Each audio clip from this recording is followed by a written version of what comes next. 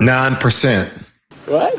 9% of black voters in America approve of the way Donald Trump is handling jobs and the economy. 9.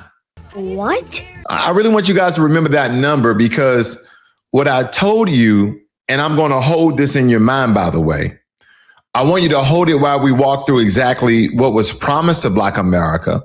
I want you to hold it while we walk through what was delivered. And I want you to hold it while we talk about Black voters in general, because if you're over the age of 18, you have the right given to you by the Constitution to vote. The most decisive swing vote in this country. And what are we going to do next about this? So we really need to dive into this very quickly for people who are not politically in depth or informed. Monologues like this that I give you are to increase your education and your awareness, or just to reinforce what you probably already know. Because I want to go back to 2024, right? Campaign season. Donald Trump is on the trail and he's making a very specific pitch to Black voters. He said, I have done more for Black Americans than any president in history.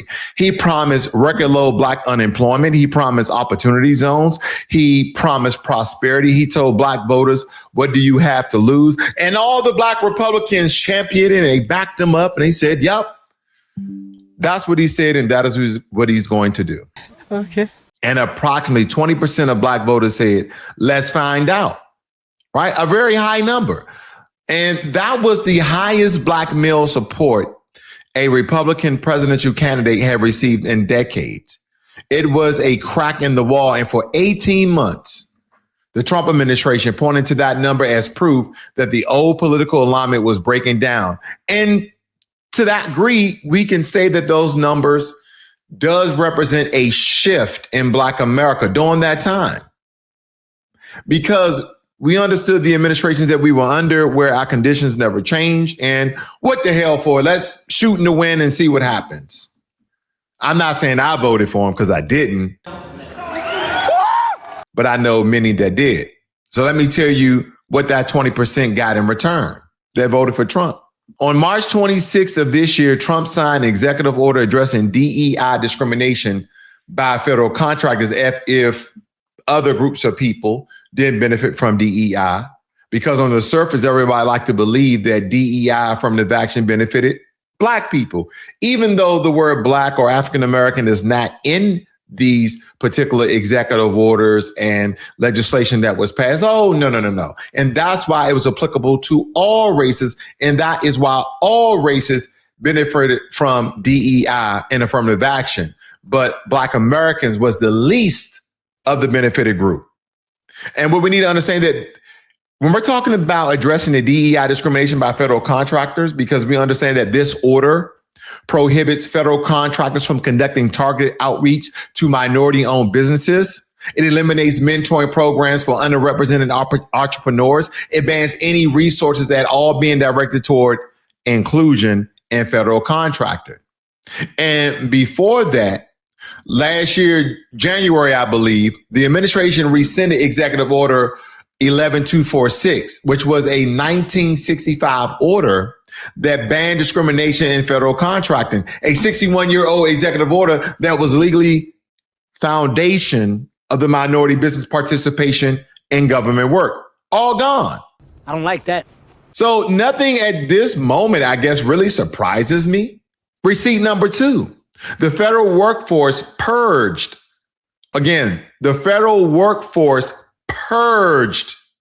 Black Americans represent approximately only 18% of the federal workforce. And believe me, that's a significant high number because of our share of the general population, only around 14%. We really got to get off the 13%, guys. You got to look into the numbers. But nevertheless, I'm going to stick with 14 for right now.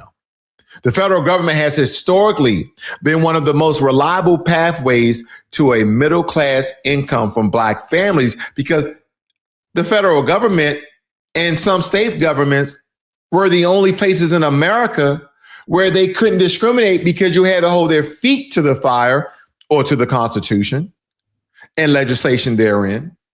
So they had to hire, okay, listen, because I know this is going to trigger a couple of people. They had to hire Black applicants who were qualified, not because they were black, not because they were qualified, but because a qualified person who happens to be black applied for the job and they gave that person the job without any discrimination. Oh, that's interesting. Or maybe they felt they had an obligation, but nevertheless, the federal government, it's much harder to discriminate, believe it or not. But state governments, you go to your Arkansas, you go to your Kentuckys and Mississippis, it's very, very easy to discriminate. Not stating that they are, but I'm definitely not stating that they're not. Now, since January of last year, as I was talking about before I go off on a tangent, approximately 95,000 positions held by black federal workers have been eliminated or are being eliminated. And 95,000, think about it. It's huge. Because the National Partnership for Women and Families documented that black women account for a disproportionate share of those cuts. They were targeting agencies like, the Department of Education, Department of Health and Human Services, and the EEOC, which is the office literally responsible for fighting discrimination in the workforce. Boy, the contradictions here. Like historically not good. Think about that. They fired the people who were supposed to protect you from being fired. They said, hold on. We have an organization, an oversight committee to hold people's feet to the fire because of discrimination. Let's fire them so we can no longer have that. But I digress. Receipt 3, because the economy, the tariffs, when we're still kind of going down a list of things of what that 20% of black people who voted for Trump is actually getting for their vote. Not stating that they were wrong in voting for Trump. I'm not saying you was wrong voting for Kamala Harris. I'm not saying you were right either. Okay. Don't y'all hate someone who just stays in the middle?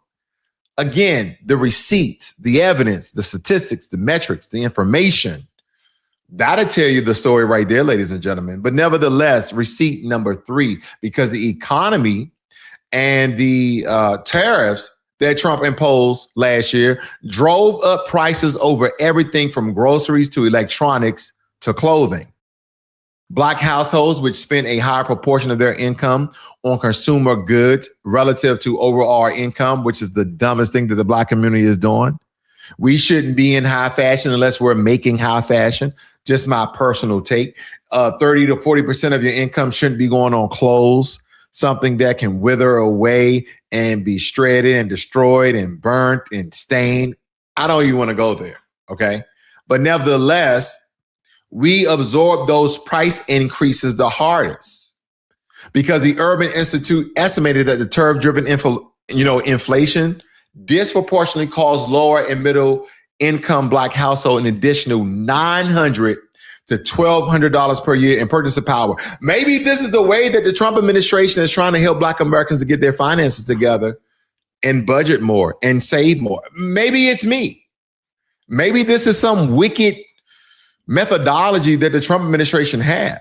You don't know. I may do it. I may not do it. I mean, nobody knows what I'm going to do. Now, granted, I'm not saying that it's bad. I believe that black Americans, amongst other Americans, should be saving their money because, again, inflation, deflation, the economy goes up and down throughout the year, and you should always be prepared as much as you can within reason. Here's another one. The big, beautiful bill signed, July 4th of last year, cut $186 billion from SNAP. It imposed new work requirements that pushed 3.5 million people off food assistance and cut over $1 trillion from Medicaid, programs that black families depend on in massively disproportionate numbers. This is the 4th district economic attack on black wealth and stability in 16 months. 4, you want to know what 9% approval looks like? When you build it receipt by receipt, that's what it is. Because now here's the political consequence of all of that. And this is where the 9% number gets its full meaning. In December of 24, right after the election, Trump's approval among black voters was around 25%, already low, but reflective over the crossover voters who gave him a chance. They gave him a chance. They said, give the orange man a chance. Give the apprentice a chance. But nevertheless, by late February of this year, the Decision Desk headquarters polling average had overall Black approval sitting at 25%. But the economy, specific number was already catering. I mean, falling in, collapsing, that is. Then Newsweek obtained data from a Northeastern University poll. Just 9% of Black voters approve of the way that Trump is handling jobs and the economy. That's because Blacks are the most unemployed group in America today, yesterday, and unfortunately, for time seeing, tomorrow. Lordy, that would be really bad. And it's not because Black Americans don't want to work. And just for you racists out there who like to hide under your virtual mask, and it's not because we are inherently lazy. I mean, maybe we do got some lazy genes, okay? Maybe, after 300, 400 years of, enslavement, oppression, and Jim Crow, maybe those genes were passed down from our forefathers, and we tied, boss. We tied. That's a damn shame. And we probably this side of everything. Or maybe the descendants of enslavers who went to another continent and traded and sold and bought and kidnapped other people to do all their work for them. Maybe their descendants are lazy and they just use that as a guise, and they use words like meritocracy or being mediocre versus meritocracy. I don't know. I'm just flapping in the wind, so to speak. But 9% compared to 47% of white voters and 38% of Hispanic voters on the same question. See, the gap between Black approval and white approval on the economy is now 38 points. That is not a disagreement. This is a lived experience telling a completely different story about what this economy is doing to whom. Of course, we're going to have higher numbers, but now everybody is feeling the gas prices. Everybody is feeling the grocery prices. Now, unfortunately, because when it comes to economics and not 14% of Black Americans, and we're at the lowest point when it comes to, poverty and low income, we're going to feel it the worst. We're going to feel it more so than other groups, but everybody is feeling just a little bit. And the trend line is what I need you to focus on, because this number did not start at 9%. It started at 24, 25% in early of last year, right? In 12 months of executive orders, firings, tariffs, SNAP cuts, and Medicaid resolution, it fell to 9%. This is not buyer's remorse. This is a verdict. This is the American people, especially the Black Americans, telling what's the hell's going on in this country. See, Trump won in 2024 in part by expanding his Black male vote share, right? Particularly in urban areas where economic anxiety, it drove crossover votes if that coalition does not hold. And a 9% economy approval number suggests it's not holding. The Republican Party loses its argument that it can compete for Black voters, okay? And there was an NPR report that came out this month showing that Democrats have regained their midterm edge. Trump overall approval, that is at or near its lowest point. Congressional generic ballot numbers favor the Democrats now. And Black voter enthusiasm for the midterms is rising, not falling. See, Black voters are not a monolith. We are not a monolith. But 9% approval in the economy tells you something specific, that the economic promise was not kept. The people who gave Trump a chance are watching the receipts, and they're not happy with what they see. And that matters in 6 states that will decide the House of Representatives right here in November, I believe November 9th or something. Here's what I want to say to every Black voter watching this. This is not a victory lap. The polls trending bad for Trump does not mean Black America wins, because if the only answer is vote Democrat again, then we have not actually learned anything. The lesson of this moment is transactional politics. Unapologetically, fiercely transactional. Didn't Kamala Harris come out recently when she was talking to the Do Nothing Non-Action Network with your boy? Didn't she say that we should be voting on tangibles? We should be getting something for our vote, even though we've been saying that for the past 10, 15 years? The question is, what are you offering Black America specifically? Not Black Americans as a subset of the working class, not Black Americans as a subset of civil rights history, but Black Americans as a specific, identifiable political power community. What is on the table that won't be taken off later for us? See, the 20% of Black voters who went for Trump wanted economic agency. They were right to want it, wasn't they? They were giving the wrong vehicle. Was they not? That hunger for agency, for economic self-determination, for a seat at the table that is not a voting booth in community. Politicians never come back to that hunger. It's legitimate. And here's something I just want to throw a nugget in very, very quickly. Regardless of what's going on in the political atmosphere, the political space, you know it would be profitable for all people, especially Black people. Learn the tax code.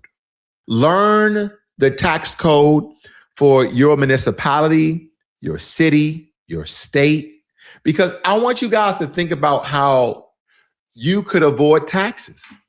Avoiding taxes is not legal. Utilizing loopholes in the tax code is not illegal. See, they will have us to believe, they scare us. If you don't pay your taxes, yeah, you should pay your taxes. But if you can forego paying taxes because of a code and or tax law that is applicable to you, then it's applicable to you. I just had to throw that in, okay? Because the job of every Black voter this year is to make every candidate, Democrat, Republican, Independent, come to our community, look us in the eye and tell us specifically what are they going to do for our community and our neighborhoods. And if they can't answer that question, don't give them the vote. Don't give them the vote. No. Withhold it.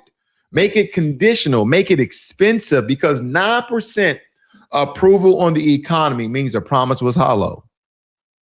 They're going to say, well, I can't make any promises. And, you know, I could propose a couple of things, but I don't know how my compadres will act on that. But anything is better than Donald Trump, right? No. No way. We can all agree that Donald Trump currently is doing a horrible job. Could he turn it around these last 2 years? Anything's possible, but I doubt it. But nevertheless, can you get worse than Donald Trump? Because of the fear mongering. You will say, no, you can't get worse than this. Yes, we can. Didn't we get worse than Joe Biden? People thought that there's no one worse than Joe Biden. We got Donald Trump the second time, and he's worse than the first Donald Trump. So again, it can get worse. It can always get worse, okay? You can be falling off a 5-story building. And some of you like, well, I can survive a 5-story building drop, depending on how they measure 5 stories. Yeah. But let's just say the only thing that could possibly happen, you break a shoulder, dislocate a shoulder, or break an arm, or shatter your leg, something like that. But what if you was falling from a 5-story building into a volcano that was live? I mean, it can get worse. That's what I'm saying. Could you fall off a 5-story building inside of a volcano that's being projected into space and you don't have a spacesuit? I mean, it can get worse. So, I mean, the fear of dying, the fear of burning up to death, and the fear of lack of oxygen and men in outer space. I guess the good thing is you can probably see Earth from a distance. I digress. I know I'm on one today. What is this game? That was a mouthful. But anyway, I just want you guys to always know that you can go to my website, ourvoicevote.org, and it will help you spin up on current events. It will help you to receive some support if you have questions or answers, or you want to call people. Maybe you need help with groceries. Maybe you need help with legal fees or obtaining legal counsel. Go to ourvoicevote.org. I'm pretty sure there's some good information for you guys there, and I'm out.